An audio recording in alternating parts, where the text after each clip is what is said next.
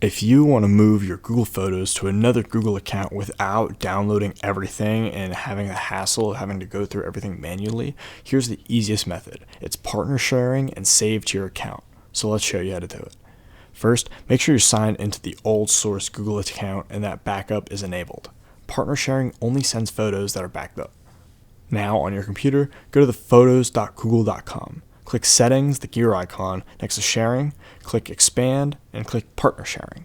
For starting date, choose Off all photos if you want everything, or pick a date if you only want newer photos. Click Next, type the new destination Gmail, and send invitation. Now, switch to the new destination Google account in Google Photos. Invite and click View Invitation and accept it. Go to Settings, Sharing, Partner Sharing, Save to your account. To make the photos actually show up in your main photos grid, turn on Saving. Here are 2 quick things that are quick notes and common issues. If you don't see everything right away, it's usually because not all the photos are backed up yet. Also, Google Notes photos from other Android apps aren't shared by default unless you enable that settings. And that's it. Your photos are now in the new Google Photos account without giant manual overhaul.